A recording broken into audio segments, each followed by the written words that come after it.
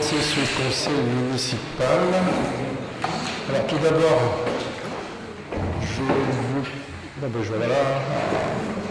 je vais laisser s'installer Monsieur Palis. Donc avant de commencer le conseil municipal, je vous demanderai une minute de silence en mémoire des victimes de l'attentat de ce vendredi dernier à Trèbes, et avoir une pensée plus spécifique, bien évidemment, pour le lieutenant-colonel Beltrame, qui a rempli plus que les missions qu'on lui confiait. C'est l'occasion aussi de, je pense, montrer notre solidarité vis-à-vis de tous les corps qui sont à chaque fois en première ligne sur ce genre d'événement, dans la police nationale, la gendarmerie, les pompiers, la sécurité civile. En tout cas, montrer qu'effectivement, certains ont vraiment le sens du devoir bien au-dessus de la moyenne. Et je pense qu'il faut vraiment insister sur le fait que certains peuvent se décider de se faire sauter parce qu'ils ont envie de le faire pour des raisons X, Y, Z, qui ne sont pas défendables, mais d'autres sont aussi là pour défendre notre société, défendre la République. Et je pense que c'est un point important, et je voulais qu'on marque le point aujourd'hui au niveau de la ville d'Anzin.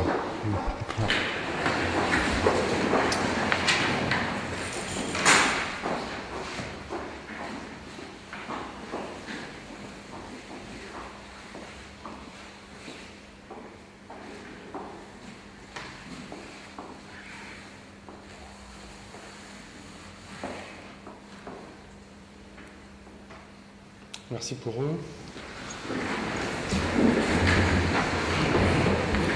Alors, je propose de nommer Sandrine Bercotten comme secrétaire de séance.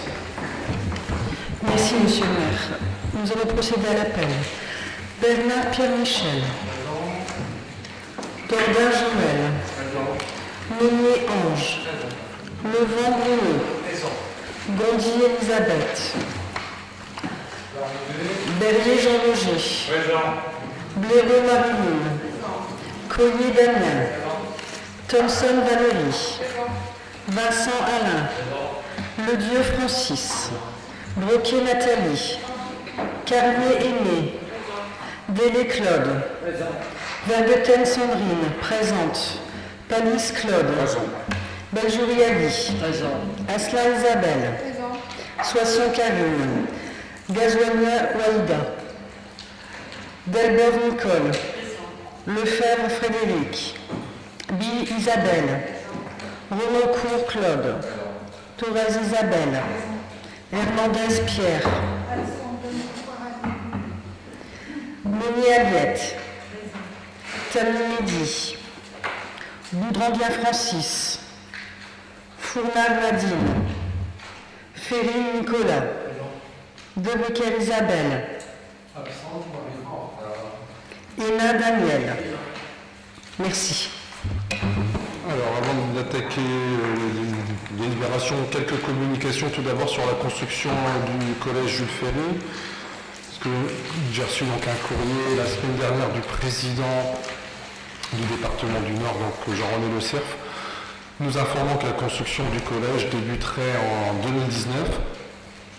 Donc dans à peu près un an, donc la date exacte nous ne l'avons pas, mais en tout cas le permis de construire, il y a une demande de report d'un an du début de travaux.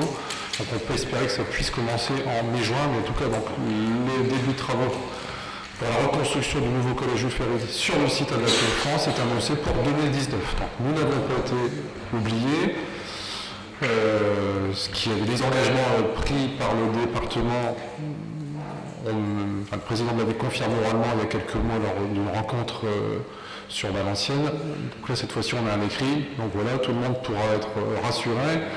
On aura un collège normalement flambant neuf, puisque la DREL a rendu son avis sur la dépollution du site. Et a priori, la construction peut se mettre en route prochainement. Donc ça, c'était une des bonnes nouvelles, puisque c'est vrai que c'est un point important et ça permet aussi de remettre pour nos collégiens des moyens d'enseignement dignes de ce nom, parce que c'est vrai que là, sur le collège Jules Ferry, ça devient très très compliqué, et puis ça permettra également de remettre une zone urbanistique plus qu'intéressante en entrée de ville, à proximité de la place Roger Salengro.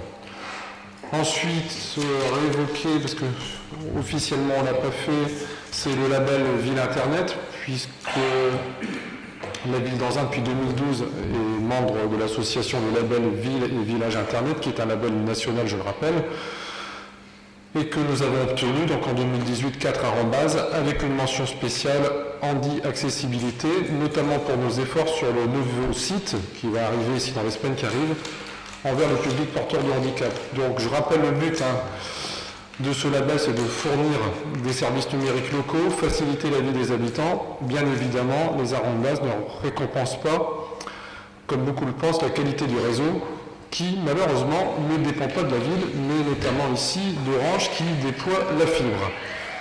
3 grands axes ont été développés sur Anzin, l'école numérique, avec notamment les vidéoprojecteurs interactifs qui ont été mis en place et qui vont continuer à être mis en place au niveau des écoles élémentaires, les chariots de tablettes dans les écoles et les activités numériques lors des nouvelles activités périscolaires.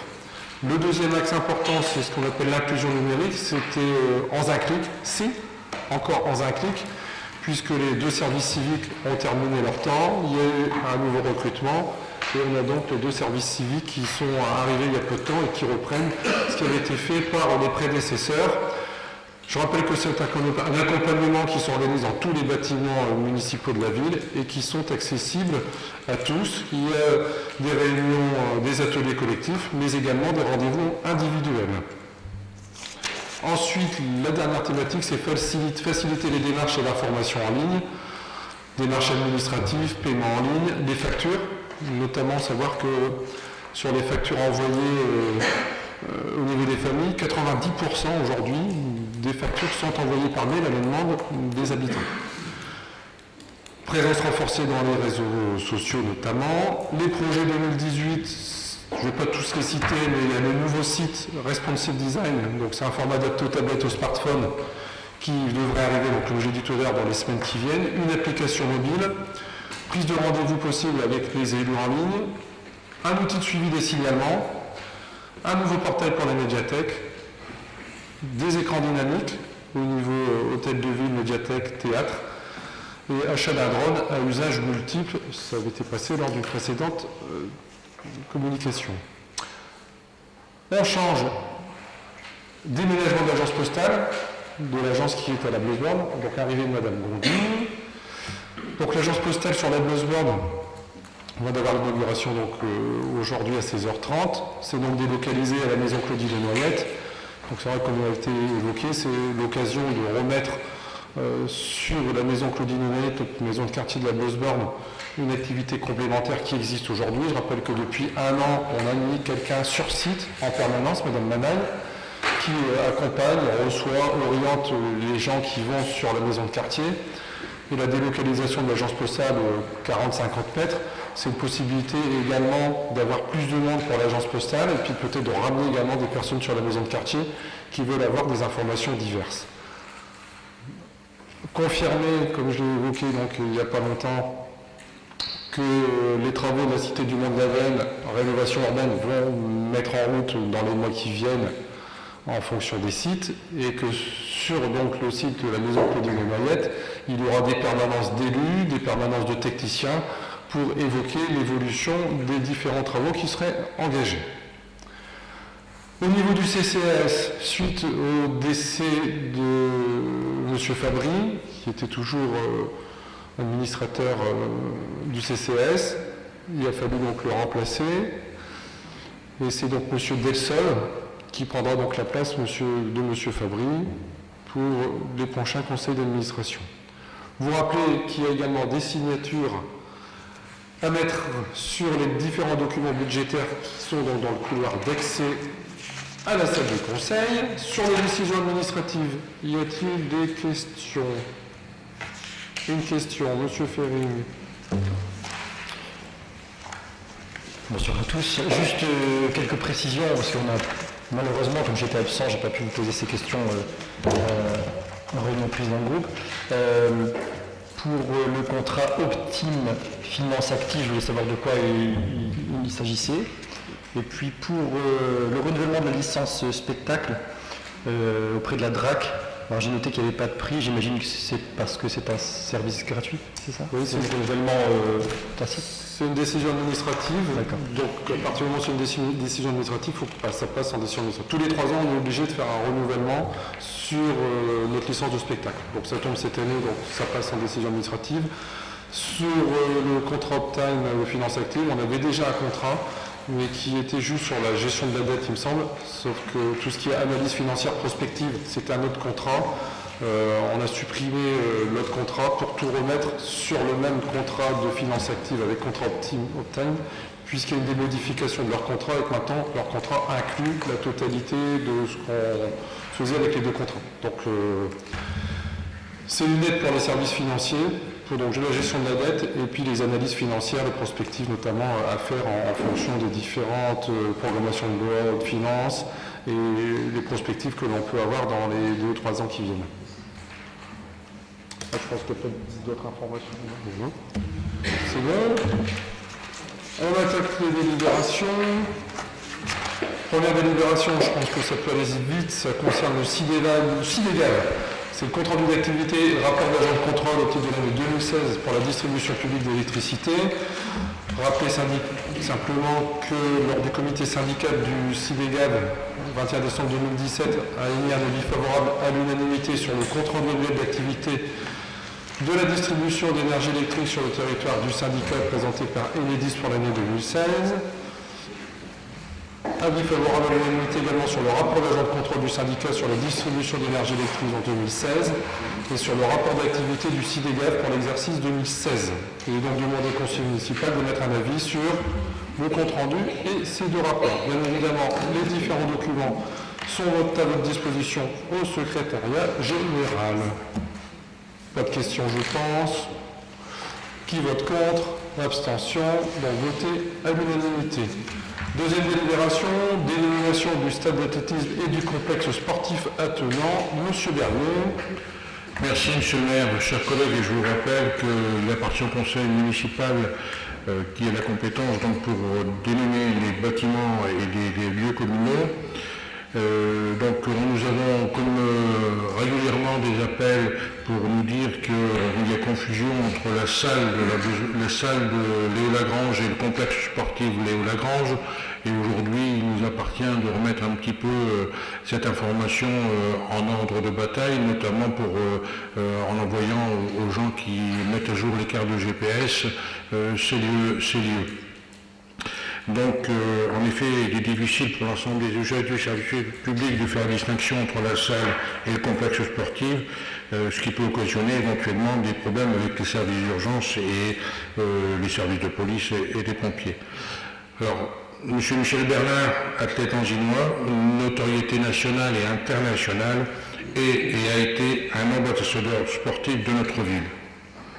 Il appartient dès lors opportun de lui apporter la reconnaissance de la ville.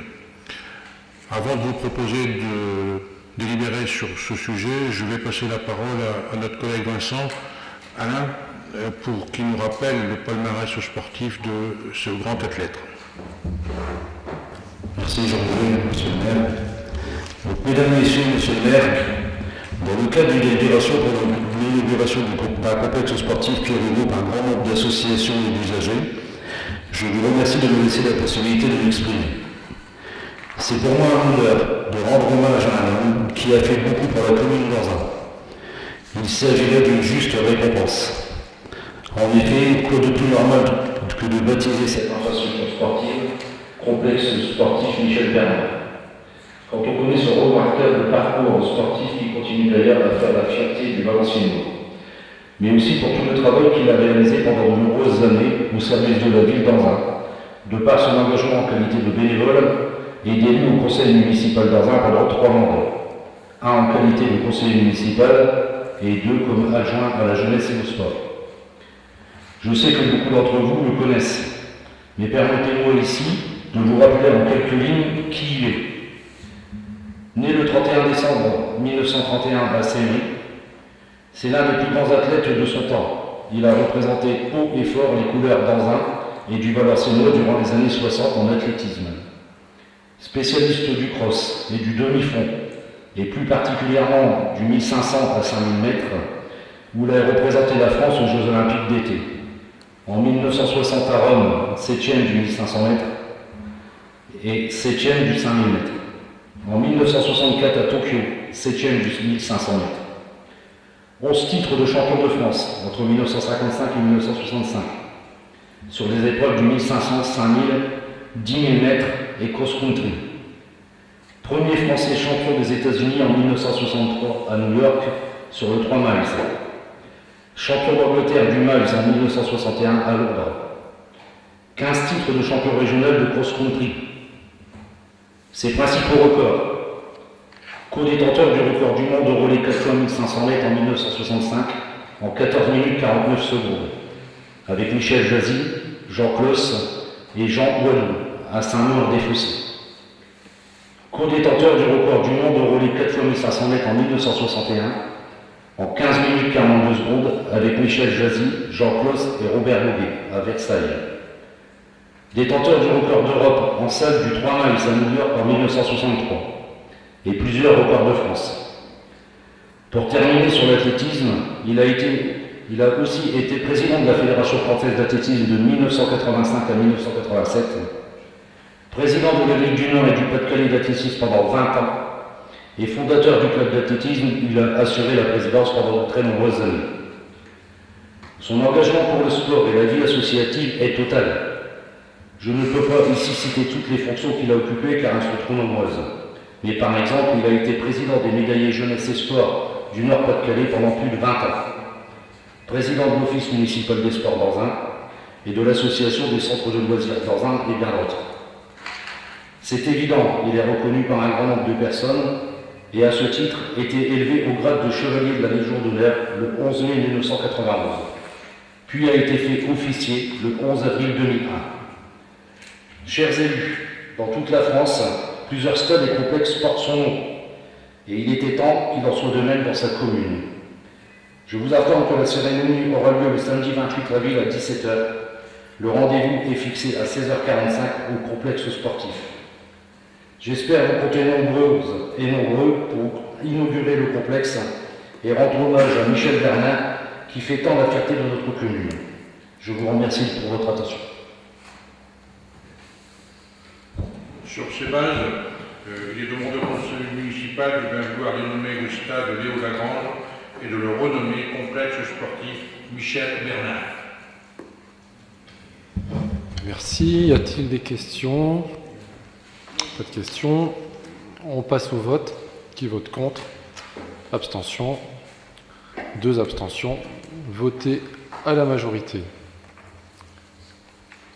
Simplement pour signaler que lors de l'inauguration seront présents le président de l'AGLO, mais également l'ancien ministre des Sports et de la Ville, M. Caner, le député Fabien Roussel, député honoraire Alain Bocquet devrait être là également. Je suis un peu surpris de l'absence d'unanimité sur ce sujet. Je vois que certaines rancœurs ne sont toujours pas apaisées. Je trouve ça plus que lamentable et désolant. On passe à la 3e délibération. Anzin Start-up de l'innovation sociale, Monsieur Levin. Merci Monsieur le maire. Après cette belle délibération que j'apprécie particulièrement en qualité de modeste président actuel de l'AS Anzinoise, club qui a été donc effectivement fondé par Michel Bernard, à qui je suis vraiment très heureux de ce plébiscite aujourd'hui.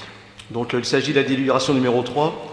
Donc en fait l'action Anzin Start-up de l'innovation sociale, je le rappelle, a pour finalité de soutenir les projets portés par des habitants, organisés ou non en association, dans le cadre d'une démarche de développement social du territoire. C'est une action qui est une émanation, on va dire, de l'ancien FPH qui n'existe plus, et de la volonté donc de Monsieur le maire et de l'équipe municipale. Donc il a été décidé donc, de mettre en place un dispositif qui réponde aux besoins actuels fixés par la région, justement pour permettre aux collectifs d'habitants, aux habitants de continuer à effectivement porter des projets par et pour les habitants, comme je le répète souvent. C'est un véritable levier pour l'engagement des habitants dans leur vie du quartier, de la commune également, et cette action consiste à mettre à disposition une enveloppe financière à un collectif d'habitants, donc organisé supervisé par un comité de gestion pour développer des actions et des projets qui apportent des solutions efficaces sur des problèmes comme l'isolement, la citoyenneté, l'illettrisme, le cadre de vie et l'environnement. Donc bien évidemment, il y a une lettre de cadrage de la région et tous les dossiers donc, répondent aux critères d'appréciation avant validation. Donc le montant de l'opération est de 15 000 €, vous avez le plan de financement, une participation de la région sollicitée à hauteur de 7 800 €. Et donc sur ces bases, il est demandé au conseil municipal de bien vouloir accorder une subvention de 7 200 € et non pas 7 800 comme vous l'avez peut-être sur certaines délibérations. Donc au titre de la participation communale à l'action Anzin Start-up de l'innovation sociale. Merci. Y a-t-il des questions? Pas de questions. Qui vote contre? Abstention. Voté à l'unanimité. La 4e délibération. Opération Nos quartiers d'été 2018, subvention à l'association Union des quartiers anzinois. Monsieur Levent. Effectivement, donc l'action quartier d'été, une action bien connue et qui a fait largement ses preuves avec l'année dernière un point d'orgue dans le cadre de l'accueil de cette manifestation du Parc Mathieu et plus de 2000 passages sur les 2 jours. Donc la ville d'Anzin a régulièrement soutenu des initiatives innovantes en matière de démocratie participative. Et donc cette action quartier d'été est née de la volonté de la ville et de la région des Hauts-de-France de faire vivre et d'animer l'été dans les quartiers et territoires inscrits en politique de la ville, essentiellement pour les enfants qui sont privés de vacances, puisqu'on est vraiment au cœur de l'été. Donc l'édition 2018 a pour vocation d'offrir aux Anzinois une multiplicité d'actions, on va dire, innovantes et répondant donc effectivement aussi aux critères fixés par la région. Ce projet s'adresse à tous les habitants, mobilise tous les habitants, des associations, des collectifs, des particuliers qui viennent donner un peu de leur temps et de leur savoir-faire pour avoir des idées en matière d'ateliers que les enfants pourront ensuite apprécier avec leurs parents, bien évidemment. Cette année, le thème, un thème structurant, puisqu'en fait, il sera décliné aussi bien au niveau du carnaval que dans les centres de loisirs, et le vernissage de la dernière exposition aux animaux en faisait partie. Le thème cette année, sont en fait autour des animaux et de l'éco-responsabilité. Le trait d'union entre les deux est évident, je dirais. C'est un monde respectueux de l'environnement, est un monde respectueux de nous-mêmes et de la planète. Donc cette opération se déroule le 21 et 22 juillet. Le plan de financement donc, est de 15 000 € pour le montant de l'opération. Une sollicitation de la région à hauteur de 7 500. Pour la ville d'Anzin, 5 000. La part de l'UQA, porteur de cette action, 2 500 €. Et donc il est demandé au conseil municipal de bien vouloir accorder la subvention de 5 000 € à l'UQA au titre des quartiers d'été 2018. Merci. Y a-t-il des questions? Donc juste pour rappeler que pour la 2e fois, ça se passera dans le Parc Mathieu, qui est un site qui, c'est vrai, se prête bien pour ce genre d'animation et qui facilite aussi la sécurisation, puisque la sécurisation des différents événements, même des défilés, vont être de nouveau intensifiés, semble-t-il. Je pense que pour tout le monde, c'est plus facile que ça se fasse donc au Parc Mathieu, 21-22 juillet. Alors, qui vote contre? Abstention, voté à l'unanimité. Ne vote pas Monsieur Beljouri. Fallait pas l'oublier, donc ça, faut que ce soit bien inscrit. Ne participe pas au vote Monsieur Beljouri. La 5e délibération, c'est le contrat de ville 2018, c'est l'action espace ressources du CAPEP.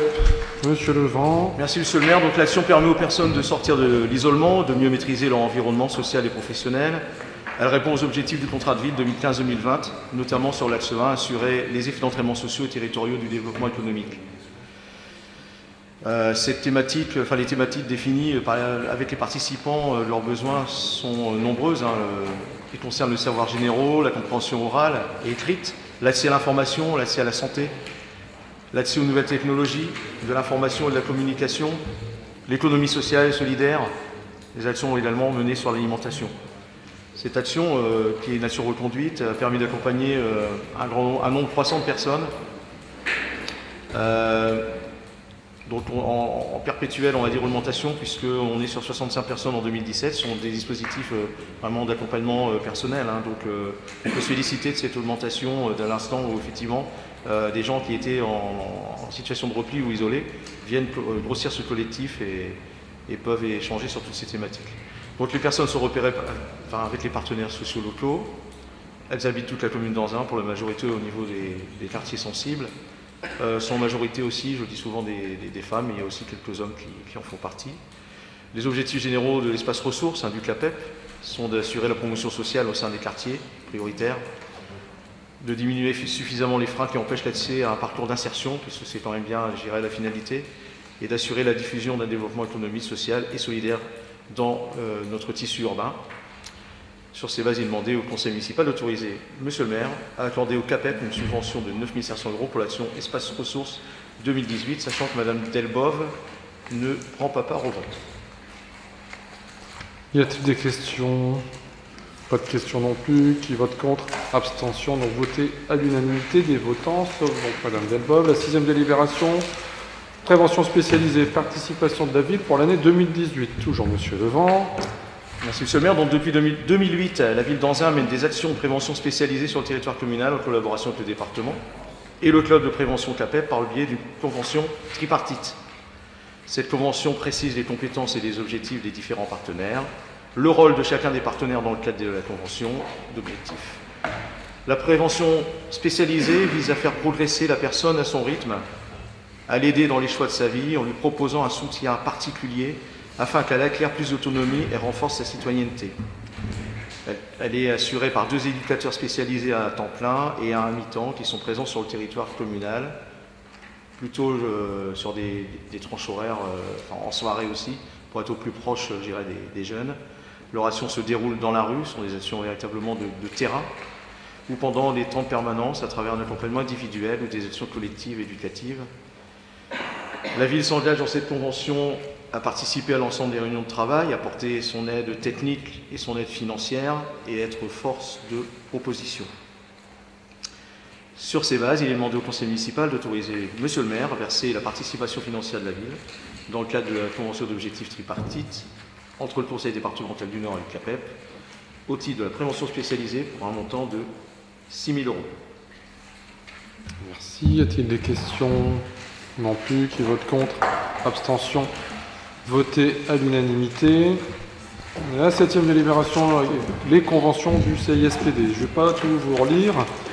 Rappelez qu'à la création du CISPD dans un Beuvrages-Rem avait été convenu à la demande de l'État que le CISPD n'interviendrait que sur des zones intercommunales prédéfinies présentant des problèmes pneumatiques similaires.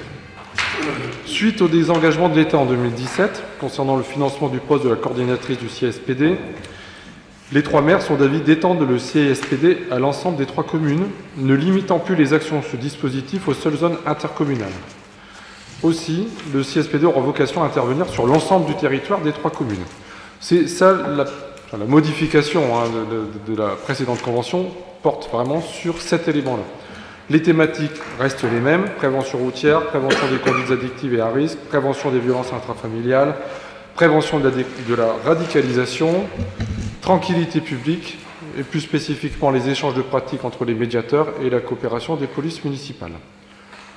Cette modification impliquera donc l'intervention des agents de police municipale sur l'ensemble du territoire des 3 communes lors d'opérations conjointes et planifiées. C'est pour ça qu'il y a également une nouvelle convention de mise à disposition, puisque cette mise à disposition se fera maintenant sur la totalité du périmètre des communes. Et ensuite, il y a également la convention financière. Comme ça existe depuis le début du CSPD, tous les 18 mois, il y a un changement de présidence. Depuis le 1er janvier, c'est donc le maire de Rem qui est président du CISPD. Et il faut donc revoir la participation financière qui reste identique par rapport aux conventions précédentes, sans la participation de l'État. Donc on revient avec une participation un tiers, un tiers, un tiers. Il est donc demandé au conseil municipal de bien vouloir m'autoriser à signer la convention financière concernant le poste de la coordinatrice CSPD pour l'année 2018, la convention partenariale modifiée étendant le CSPD à l'ensemble des 3 villes, et la nouvelle convention de mise à disposition des agents de police municipale des communes d'Anzin, Beuvrages, Rem, de m'autoriser à solliciter l'avis de la commission administrative paritaire pour les agents concernés afin de les mettre à disposition des communes membres du CISPD pour une durée de 3 ans. Y a-t-il des questions? Pas de questions. On passe au vote. Qui vote contre?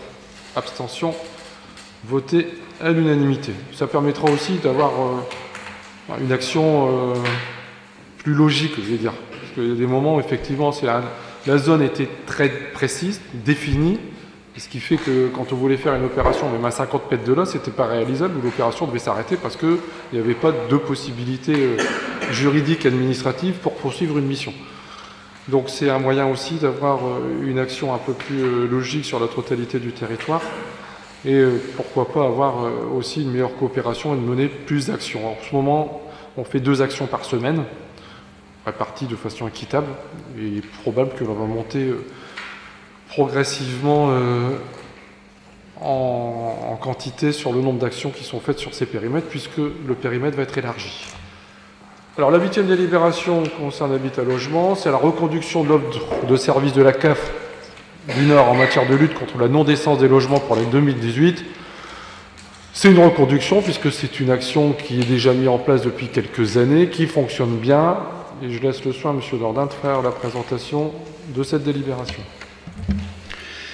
Alors, en phase avec le programme local de l'habitat de Valenciennes Métropole, la ville d'Anzin s'est engagée depuis 2008 dans la reconquête urbaine et résidentielle de son territoire pour éradiquer les poches de logements insalubres. Dans ce cadre, pour renforcer cette action, le conseil municipal autorise monsieur le maire à signer une convention de lutte contre la décence avec la CAF du Nord depuis 2013. Alors, cette convention a pour but de soutenir la politique communale de lutte contre la décence et l'insalubrité du parc immobilier privé et d'améliorer la qualité de vie quotidienne des familles. C'est ainsi qu'en 2017, le service Habitat Logement a réalisé plus de 130 diagnostics, dont 100 qui ont été effectués à la demande de la Caisse d'allocation familiale. Il faut noter que 80% des diagnostics ont révélé des infractions au décret d'essence SRU et au règlement sanitaire départemental justifiant la mise en demeure des propriétaires bailleurs pour la réalisation des travaux. Et de même, l'expérience démontre que le système de consignation des aides au logement institué par la loi ALUR en cas de non-décence a un effet dissuasif en termes de réactivité des propriétaires à réaliser les travaux. L'un des axes majeurs de la CAF du Nord étant de poursuivre la mise en œuvre d'une offre de services transversale de lutte contre le logement non décent, la CAF du Nord a donc décidé la poursuite du travail partenarial avec notre commune. Et une convention d'objectifs et de financement devra être signée si le conseil municipal en est d'accord et délibère dans ce sens, sachant que chaque diagnostic logement est financé par la CAF à hauteur de 50 €. À titre indicatif, donc, je disais qu'il y avait eu 100 demandes de la CAF concernant des visites à domicile. À titre indicatif, 70% des propriétaires qui ont subi cette visite ont réagi positivement, donc ont effectué les travaux. Par contre, 30% ne se sont jamais manifestés. Donc, à partir de là, la location a été suspendue, sachant que la location est versée directement au proprio. Donc, il y a une pénalité qui a été infligée, bien sûr, aux mauvais propriétaires des logements. Donc, on vous demande ce soir d'autoriser monsieur le maire à signer la nouvelle convention de lutte contre la décence, ainsi que la convention financière afférente. Merci. Y a-t-il des questions de monsieur Ferring? Merci Monsieur le maire. Alors j'avais effectivement une question, ça concernait la convention d'objectifs et de financement. Vous m'entendez bien? Je voulais savoir si elle existait déjà ou devrait être signée. C'est la subtilité que je n'avais pas tout à fait compris. Pour moi, la convention existait déjà, c'est une reconduction de l'offre, donc il faut re-signer une convention pour... On est à la fin de la convention, donc on re-signe une nouvelle convention pour repartir sur la convention qui était déjà dans le même tonneau, si je puis dire, que la précédente. C'est la reconduction de la convention, tout simplement. Non, mais parce que comme on a eu des documents sur lesquels est stipulé des documents de travail, je demandais s'il y avait des modifications qui étaient possiblement apportées dans cette convention, ou non, j'avais quelques points à soulever là-dessus. Donc, j'ai demandé à M. Sochal, responsable du service logement, puisque au niveau technique, c'est vrai, mais Sur la convention, on est reparti sur les mêmes bases que la convention précédente, qui est une convention type entre la CAF et les différentes collectivités qui signent ce genre de convention sur les logements qui ne présentent pas de la décence nécessaire. Il y a des questions ? Ah oui, je voulais soulever quelques points sur la convention en elle-même, même si elle va être conduite de la sorte. J'avais une question, on emploie le terme gestionnaire dans cette convention. Alors, est-ce que ça tient à la forme juridique du dispositif de contrôle ou est-ce à dire que ce service pourrait être externalisé ? Est-ce que le service pourrait être externalisé ? Dans la convention, on détaille bien la commune, le gestionnaire et la CAF. Monsieur Socha. Il pourrait, peut-être. Enfin, de toute façon, on le fait nous-mêmes. Donc ça veut dire que sur des gens qui sont assermentés, vont sur place des techniciens et normalement, généralement, un élu. Monsieur Dordain ou Monsieur Délé, plus souvent Monsieur Délé, puisque c'est le conseiller délégué à la salubrité. Mais donc aujourd'hui, ce sont les services qui réalisent les visites sur place. Service du service logement, et puis on a aussi une personne qui est assermentée, qui fait une partie des visites et qui est également au niveau des services techniques. Donc ce sont nos services qui effectuent les contrôles. Alors est-ce que dans le cadre de la convention, il est possible d'externaliser le genre de visite ? Le conseil d'administration de la CAF ne l'a pas prévu, hein, donc c'est directement en lien avec les communes volontaires déjà, et qui finalement dans leur bilan produisent un résultat qui est quand même assez remarquable de citer par rapport à ça déjà. Il y avait 140 communes au départ qui étaient signataires, il y a beaucoup. Et bon, ben, il faut citer que la commune d'Anzin a été reprise dans ce dispositif. La décision de suspendre les allocations, c'est bien évidemment la CAF qui le prend, hein. Pas nous. Bien d'accord. Non, mais il n'y a pas. Elle les prend à la vue des rapports qui sont communiqués sur. Non, je vais même vous dire, à la lecture de la convention, j'ai été plutôt agréablement surpris des conseils qu'on peut aussi donner aux propriétaires, que ce soit pour les financements. Ah oui.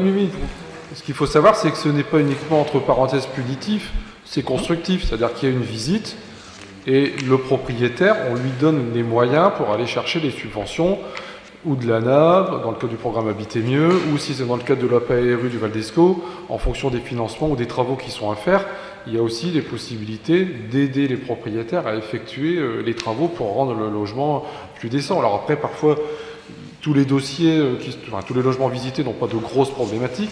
Certains, oui, mais on a aussi où c'est des petites problématiques qui peuvent être solutionnées facilement, mais peut-être aussi que le propriétaire n'était pas au courant qu'il fallait qu'il y ait que cette chose-là devait être de telle façon et pas d'une autre, puisque c'est vrai qu'il peut y avoir des évolutions aussi dans le cadre du règlement sanitaire départemental notamment, ou du décret d'essence, il y a des évolutions qui se créent, et puis le propriétaire peut ne pas suivre à la lettre. Après, certains logements, c'est sûr que là, c'est un peu plus lourd. Mais il y a quand même une grande partie des logements qui ne posent pas trop problème, mais qui nécessitent quand même une remise en état. Mais c'est pas que le côté répressif. Ce qu'il faut souligner aussi, c'est que lors de situations plus compliquées que d'autres au niveau de la décence, généralement, très souvent, on est accompagné de la RS, du conseil départemental. Oui, parce que l'insalubrité, c'est l'ARS qui le prononce. Donc c'est un inspecteur de l'ARS qui va débarquer et qui va se prononcer sur le côté insalubrité remédiable ou irrémédiable. C'est bon ? Non, mais si vous me permettez, j'irai m'entretenir avec M. Socha si j'ai des points techniques. Oui, c'est un truc plus particulier. Ok, merci. On peut passer au vote. Qui vote contre ? Abstention. Voté à l'unanimité. La 9e délibération, c'est l'inscription au serveur national d'enregistrement de la demande de logement social, SNE. Monsieur Dordain. Alors, vu la loi de mobilisation pour le logement et la lutte contre l'exclusion du 25 mars 2009, vu les décrets de 2010-431 du 29 avril 2010 relatifs à la procédure d'enregistrement des demandes, le système d'enregistrement des demandes de logement locatif social a fait l'objet d'une réforme importante par la loi de mobilisation pour le logement et la lutte contre l'exclusion du 25 mars 2009, la loi MOL. Cette réforme a prévu l'entrée en vigueur à compter du 1er octobre 2010 du formulaire unique de demande de logement social et la mise en service, fin mars 2011, dans chaque département d'un nouveau dispositif informatique d'enregistrement des demandes de logement social et de délivrance du numéro unique. Alors l'objectif de cette réforme est de simplifier les démarches du demandeur de logement, d'améliorer la transparence du processus d'attribution, favorisant l'égalité de traitement entre les demandeurs et de permettre une meilleure connaissance quantitative et qualitative des caractéristiques de la demande locative sociale. L'objectif du numéro unique départemental est de permettre la prise en compte de toutes les demandes de logement locatif social, leur examen prioritaire en cas d'attente anormalement longue et une meilleure transparence dans les attributions. Le décret 2010-431 du 29 avril 2010 relatif à la procédure d'enregistrement des demandes a prévu les lieux pouvant enregistrer les demandes de logement social et défini les personnes habilitées à enregistrer les demandes de logement social déposées auprès d'eux, notamment les bailleurs, les services de l'État, désignés par le préfet, le département, les communes et les établissements publics de coopération intercommunale compétents lorsqu'ils ont pris une délibération à cet effet. Le fait d'adhérer au système d'enregistrement de la demande de logement locatif social permet à la collectivité, d'une part, d'avoir accès aux données nominatives relatives aux demandes de logement sur son territoire, quel que soit le lieu d'enregistrement, et d'autre part, de proposer à ses administrés un service public de proximité complet de l'enregistrement à la proposition. La loi Allure du 24 mars 2014 a modernisé la gestion de la demande de logement social en mettant en œuvre notamment le dossier unique de demande et permet au guichet de partager les informations relatives à la demande. Considérant que ce service de proximité est de nature à satisfaire les usagers, il est demandé donc au conseil municipal d'approuver que la commune soit lieu d'enregistrement des demandes de logement social, d'autoriser monsieur le maire à signer tout document relatif à cette inscription et notamment la convention préfectorale concernant les conditions et les modalités de mise en œuvre du système d'enregistrement national des demandes de logement locatif social. Bien, vous avez compris, c'est passer au niveau d'un fichier qui soit beaucoup plus réactif. L'intérêt de ce logiciel, c'est la réactivité à la demande d'une attribution du numéro unique. Et puis, c'est aussi l'intérêt de pouvoir consulter les fichiers et qui doit être aussi, pour la ville, un outil statistique. Voilà ce que l'on peut dire sur cette démarche. Y a-t-il des questions? Pas de questions. On passe au vote. Qui vote contre? Abstention. Voté à l'unanimité. Là, ici, on va voir 4 délibérations. Ce qui concerne les poursuites de procédure d'état d'abandon manifeste, je pense qu'on peut passer les 4 délibérations, faire un seul vote pour les 4, puisque ça concerne... c'est la même procédure. On va donc vous lister les lieux. Et puis, je ferai voter une fois pour les 4 délibérations. Si tout le monde est d'accord? Tout le monde est d'accord. Donc voilà. Monsieur Darmin. Oui, donc on va faire lecture d'une délibération, sachant qu'après on nommera simplement les adresses des lieux concernés. Alors la première, il s'agit d'un immeuble 16 Place des Prés. Alors, par les délibérations du Conseil du 30 mars, et en application des articles 30 mars 2015, pardon, et en application des articles 2243 à L 2243-4 du Code général des collectivités, le Conseil municipal a autorisé monsieur le maire à engager autant que de besoin la procédure d'EAM. Par procès-verbal en date du 12 octobre 2017, l'immeuble repris en objet a été déclaré en état provisoire d'abandon manifeste, avec la mise en demeure des propriétaires d'effectuer les travaux indispensables pour faire cesser cet état, et notamment, vous avez la liste, et la liste est identique pour l'ensemble des dossiers. Les travaux n'ayant pas été réalisés ni engagés dans les délais prescrits par la loi, les propriétaires de cet immeuble ne s'étant pas engagés à mettre fin à l'état d'abandon, il est proposé au conseil municipal de poursuivre la procédure et de déclarer en état d'abandon définitif l'immeuble situé place des Prés, avec les références cadastrales, section AE 182, d'une constance au sol de 152 mètres carrés. Bon, je vous passe les noms des propriétaires, vous l'avez. Il est donc demandé au conseil municipal de déclarer en état l'abandon manifeste définitif d'immeuble ci-dessus, de décider l'expropriation au profit de la commune en vue de la réhabilitation aux fins d'habitat ou d'un projet d'intérêt collectif. Alors, ça concerne 16 Place des Prés, 104 rue Waldeck-Rousseau, 77 avenue Anatole France, 44 terre rue Joubert.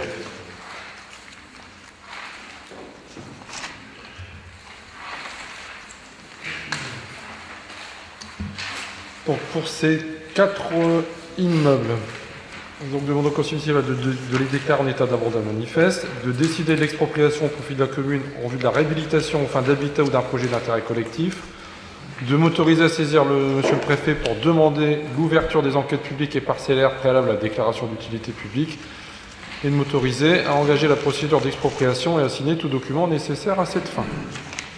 Y a-t-il des questions? Pas de questions. On passe au vote. Qui vote contre? Abstention? Voté à l'unanimité. Juste pour que vous soyez quand même informés par rapport aux précédentes délibérations, il y a un alinéa en moins, c'est qu'auparavant, la délibération actait qu'on devait revendre le bien à une structure agréée, et généralement c'était donc un bailleur. Ça veut dire qu'après on est pieds et poings liés. On ne peut pas, si le voisin dit bah, moi ça m'intéresse de racheter la maison d'à côté pour agrandir autre chose, ce n'était pas possible. Et quand les maisons sont fortement délabrées, eh ben, il est parfois difficile de trouver un bailleur. Donc sur les 3-4 maisons qui vont bientôt être réhabilitées par SIGH, je rappelle qu'à l'époque GHI avait dit non, Partenaire avait dit non, V2H avait dit oui, c'était les seuls qui avaient dit oui. S'ils avaient dit non, ben on se retrouve avec des maisons qui sont complètement explosées, dont on est propriétaire et dont on ne trouve personne pour réhabiliter, avec une délibération qui nous coinçait largement. Donc j'ai demandé à ce qu'on supprime cet alinéa-là, ce qui nous permettra d'avoir une marge de manœuvre plus facile, une fois qu'on a récupéré ces biens. Soit un bailleur l'intéresse dans le cadre de réhabilitation avec des aides de l'agglo pour des réhabilitations de ce type de maison, soit ils ne sont pas d'accord, on en fait que 50-50, il y a 2 maisons qu'on peut mettre en vente ou libre, ou voisins s'y intéresser. Enfin, ce sera plus facile à gérer, et peut-être qu'on arrivera aussi à les traiter plus rapidement, parce que les 3-4 dossiers qui sont en cours datent d'il y a d'une paire d'années, elles ont été achetées par V2H il y a au moins 3 ans, et les travaux vont se commencer dans 3 mois. Donc c'est pour gagner un petit peu en réactivité et se retrouver un peu moins bloqué par rapport à ce qu'on avait déjà eu précédemment. La 14e délibération, zone d'activité économique, convention relative à la gestion de la voirie de ses dépendances. Monsieur Verrier. Merci, monsieur le maire. La loi NOTE a rappelé le principe de transfert de compétences en matière économique et a fortiori des biens et des services des communes vers les communautés d'agglo. Afin d'assurer la continuité du service public relevant désormais des communautés d'agglo, tout en disposant du temps nécessaire pour permettre la mise en œuvre des compétences transférées dans de bonnes conditions, il apparaît nécessaire que la communauté d'agglo puisse, à titre transitoire, compter sur l'expérience de gestion des services par ses communes membres, lesquelles sont les mieux à même d'assurer les impératifs de sécurité et de continuité du service public sur les territoires communaux. Alors, dans le cadre des articles donc, du Code général des collectivités locales, dont vous avez les références, les collectivités territoriales peuvent permettre que la communauté d'agglo confie par convention avec la ou les collectivités concernées la création ou la gestion de certains équipements ou services relevant de ses attributions à une ou plusieurs communes membres.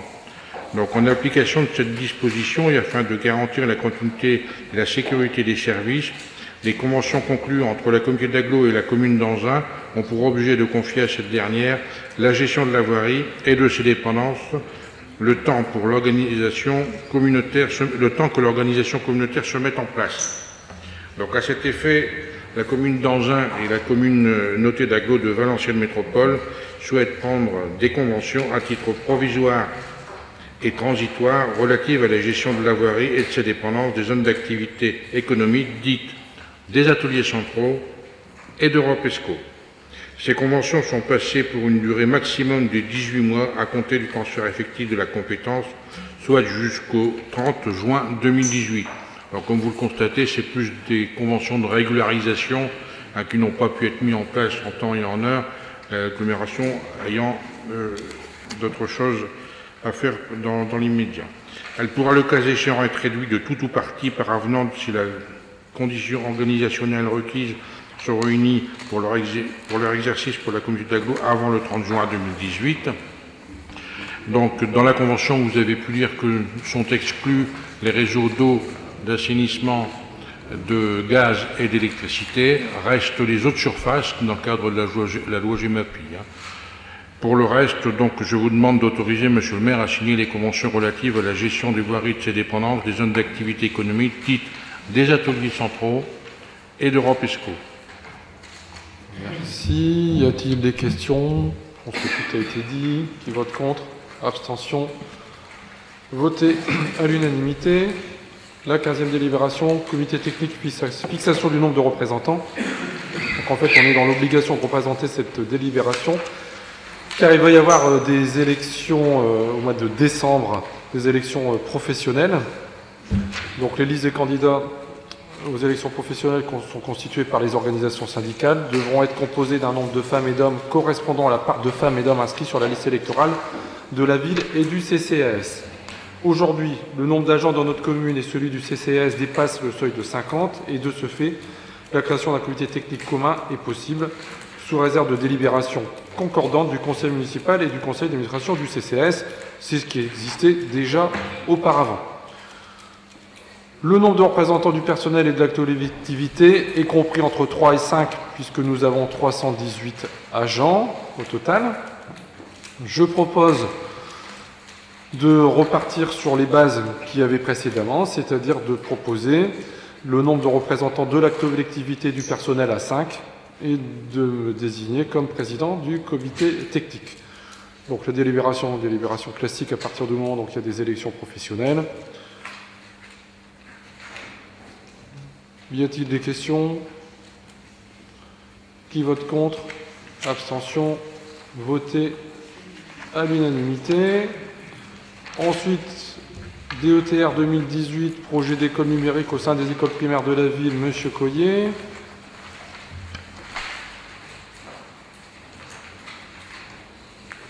Merci, Monsieur le maire. Donc, la ville est éligible à la dotation d'équipement des territoires ruraux.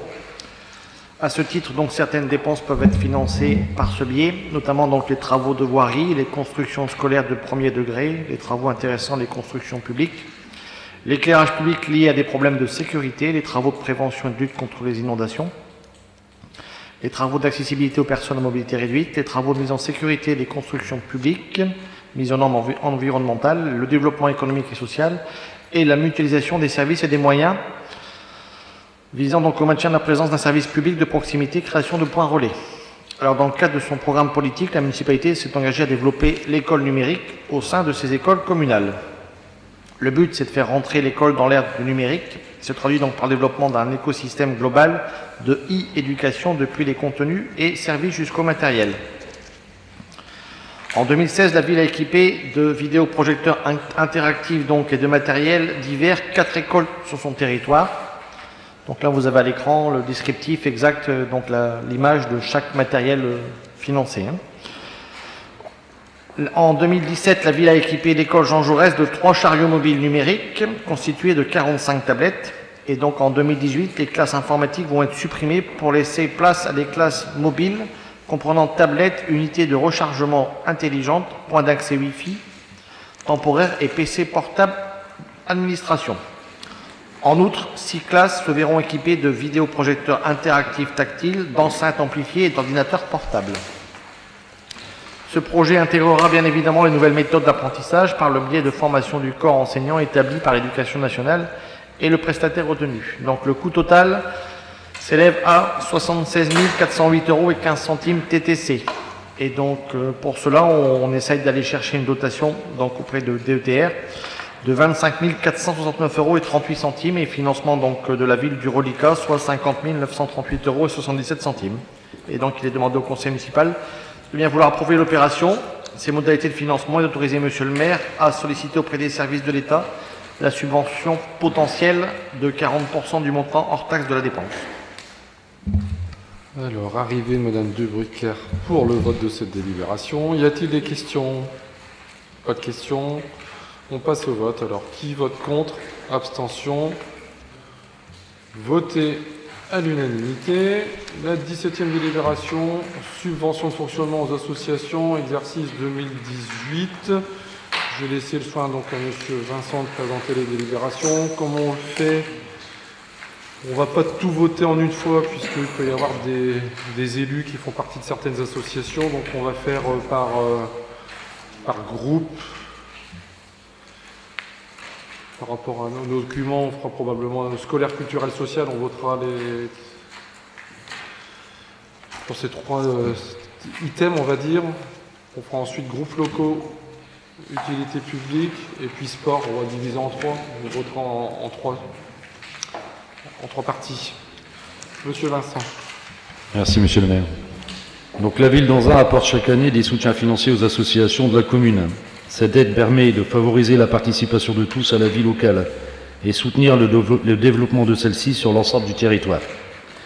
Pour ce faire, les initiatives et la libre expression des associations dans tous les domaines, tels que la vie artistique et culturelle, le sport, la vie locale, la santé et le vivre ensemble, sont encouragées. Les associations sont des acteurs essentiels de la commune, au plus proche du territoire et de leurs habitants. Elles constituent aux côtés de la commune des espaces d'initiative et de participation des citoyens. Dans ce cadre, et malgré un contexte budgétaire complexe, la ville d'Anzin a de nouveau décidé de ne pas baisser son soutien aux associations de la commune. Conformément à l'article L. 1611-4 du Code général des collectivités territoriales, toute association, œuvre, entreprise ayant reçu une subvention peut être soumise au contrôle des délégués de la collectivité qui l'a accordée.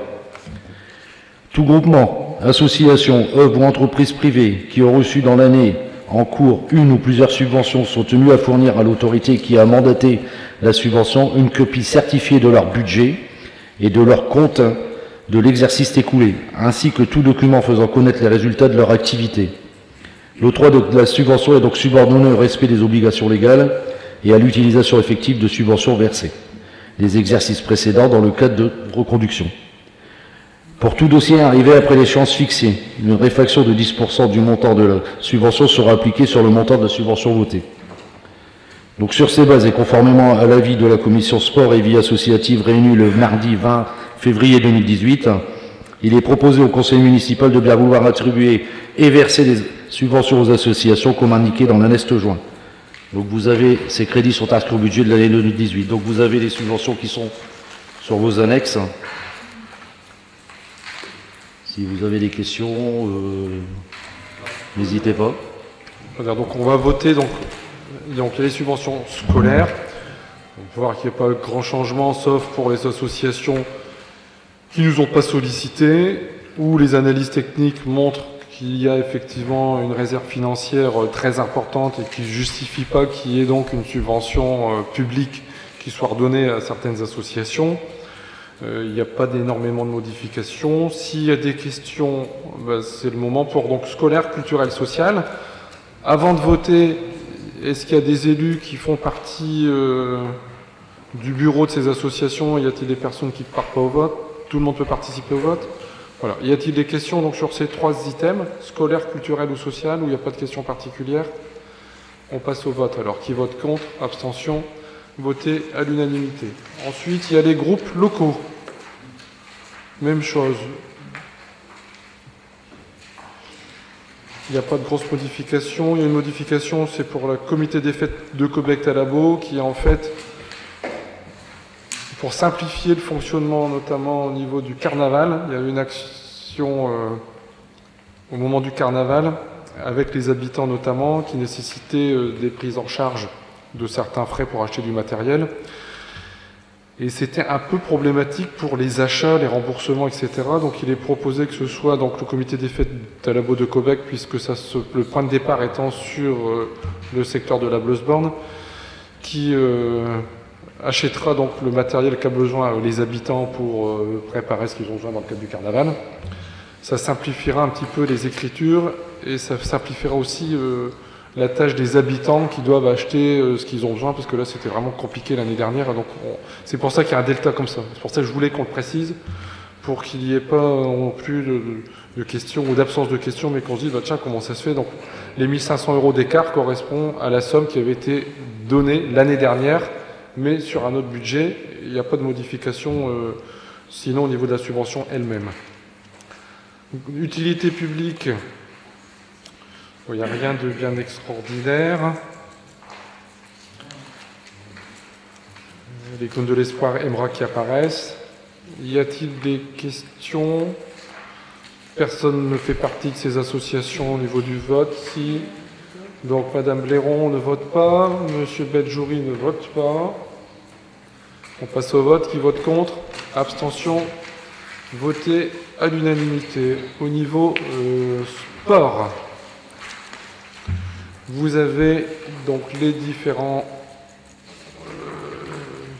sommes qui sont proposées. Je rappelle qu'il y a, c'est les techniciens qui récupèrent les dossiers des associations, et c'est en fonction des dossiers, comment ceux-ci sont remplis, qu'il y a donc une décision sur la somme qui est allouée aux associations. Donc, en fonction du niveau, s'ils sont montés, s'ils ne sont pas montés, s'ils ont respecté leur budget qui avait été annoncé, parce que certaines associations annoncent des budgets en prévisionnel, et puis en réalisé, c'est pas du tout ce qui était annoncé. Donc obligatoirement, il y a un lissage qui peut être fait. Et puis il y a parfois des dossiers qui sont un peu compliqués à comprendre pour les techniciens et qui font une analyse technique qui peut nécessiter des compléments d'information. Dans ces cas-là, il y a deux possibilités. Soit on ne vote pas la subvention à l'instant T, on la décale. Sauf que pour les associations, c'est un manque à gagner important. Mais je tiens à signaler que sur certains secteurs géographiques, ça se passe comme ça, ou en interco, parce qu'on considère que le dossier n'est pas suffisamment clair. Soit on analyse, les techniciens font leur boulot, ils disent pour nous ça vaut autant, on passe la subvention, il y a une analyse qui est refaite dans un second temps pour voir si ça justifie d'une éventuelle raréfaction au pire, et augmentation, si ça se justifie de façon exceptionnelle. Mais c'est vrai que c'est important que les dossiers soient bien remplis. Je suis surtout là pour dire aux associations, remplissez bien vos dossiers, ne faites pas par-dessous la jambe, parce qu'obligatoirement, au moment de l'analyse, il peut y avoir des mauvaises surprises. Et ça peut être le cas d'une ou deux associations. Donc de toute façon, les associations qui ont des baisses, je demandais donc aux services et aux techniciens et aux élus référents de les recevoir, de leur expliquer le pourquoi des choses. Soit ils disent oui effectivement c'est logique, hein, soit ils disent bah, effectivement vu le dossier qu'on vous a donné, je peux comprendre que ça pose problème parce que même eux sont parfois un peu en délicatesse par rapport à ce que ou leur trésorier ou le secrétaire a fourni et que le président n'avait pas vu le document. Donc voilà, ça je vais refaire comme ça, les choses sont précisées. Donc je propose, pour s'il y a des questions bien évidemment, vous avez le droit de poser des questions. S'il n'y a pas de questions, on passe ces délibérations en sachant qu'il n'y a que pour l'instant un ou deux dossiers qui posent un peu problème. Et si c'est nécessaire, ben, on reviendra sur ces sujets-là lors d'une prochaine délibération. Mais j'ai voulu, moi, que tout le monde ait sa subvention par rapport à ce qui avait été fait par les techniciens pour ne pas poser problème sur certaines associations. Quand il y a des subventions conséquentes pour leur budget, on ne peut pas leur dire bah, attendez, on revoit votre dossier complet, mais vous aurez le prochain conseil, c'est au mois de juin, ça veut dire qu'ils n'auront pas les reçus avant août. Quoi. Et ça devient compliqué pour eux. S'il n'y a pas de questions, on passe au vote. Qui vote contre? Ne vote pas. Monsieur Levent. Moi, je ne vote pas non plus. Je ne fais pas partie directement du bureau du club, mais des membres de ma famille en faisant partie, je préfère ne pas participer au vote. Donc, de participants, donc Monsieur Levent, Monsieur Bernard, votez à l'unanimité des votants.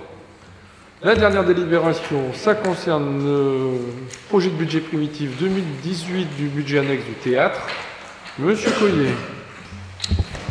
Le budget de théâtre, donc, s'évalue à un montant de 500 950. Il s'équilibre donc à hauteur de 495 950 en fonctionnement et 6 000 en investissement.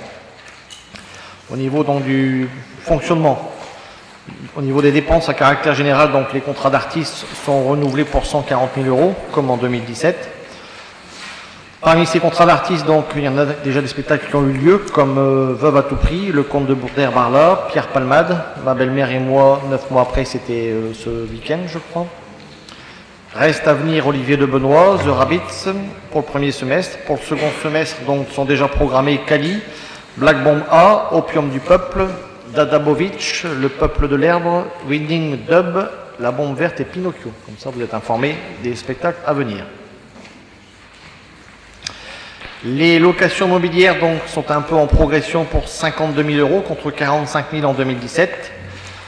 Donc, hausse du budget surtout liée à une réaffectation budgétaire comptable. La maintenance donc, du matériel, elle n'est pas nécessaire en 2017 pour les appareils de levage et donc elle est obligatoire depuis 2018. Ça représente donc 6 000 euros de plus. C'est principalement l'augmentation au global. L'affichage et distribution de flyers d'affiches se retrouvent en divers pour 7 000 euros. La communication, donc annonces et catalogues, est en baisse. A été à 14 000 et 8 000, on l'a estimé cette année, donc 2018, à 14 000 et 8 000 contre 15 000 au BP pour chacun des postes. Ça met fin suite à la contrat avec la société Bureau Pilote. Maintenant, donc c'est une salariée en interne qui s'occupe de ça. L'énergie et l'eau est en baisse par rapport à 2017 à 20 000 euros suite à une amélioration aussi de la gestion, le chauffage du bâtiment donc avant les spectacles, la gestion améliorée des éclairages aussi par des LED, impôts et taxes stables à 30 000 euros, les frais de réception s'élèvent à 10 000 euros comme en 2017, les frais de fourniture et petit équipement s'élèvent à 3 150, petite augmentation, le transport et télécommunications donc sont en baisse par rapport au BP 2017, 1 500 euros pour chacun. Le chapitre 11 donc est ainsi en augmentation d'un peu plus de 7 150 euros pour s'élever à 294 150 en 2018 contre 287 000 en 2017. Donc je viens de vous l'évoquer, la principale augmentation c'est 6 000 euros pour la maintenance du matériel de levage qui n'était pas fait avant, c'était pas obligatoire. Les frais de personnel quant à eux sont stables, 150 000 euros. Donc au total les dépenses de gestion des services progresse de 7 150, donc pour s'établir à 445 150 euros. Si on intègre les dotations aux amortissements donc pour 6 000 euros et les charges exceptionnelles pour 44 800, on aboutit donc à un budget de fonctionnement de 495 950 euros. Pour équilibrer ces dépenses, il faut forcément des recettes. Donc le principal, c'est les ventes de places. On les estime à 112 300 contre 121 700. Alors, ce n'est pas forcément une baisse de fréquentation, c'est dû à une tarification adaptée au contexte local pour permettre aux gens d'y aller le plus souvent possible au théâtre. Les locations de salles, donc, pour 49 950 contre 41 000 en 2017. Les remboursements liés aux autres contrats aidés, donc là pour 5 500 contre 3 000 en 2017. De ce fait-là, donc, la subvention de la ville s'établirait à 250 000 contre 230 000 en 2017. Et pour Valence Métropole, donc, ça reste inchangé, 50 000 euros pour les scènes sonores. On aboutit, comme j'ai indiqué, donc, à un budget total de fonctionnement de 495 950. Et au niveau de l'investissement, c'est simple, c'est 6 000 euros pour l'acquisition du matériel, du petit matériel. Voilà. Donc, sur ces bases, je vous demandez de bien vouloir approuver le BP 2018. Merci, M. Coyer. Y a-t-il des questions ? Pas de questions sur le budget théâtre. Alors on passe au vote. Qui vote contre? Abstention. Voté à l'unanimité. Donc n'oubliez pas les signatures des budgets qui sont dans le couloir d'accès. Les prochains conseils municipaux. C'est au mois de juin, dès qu'on aura la date, je crois qu'on vous l'avait donné, il me semble. Non ?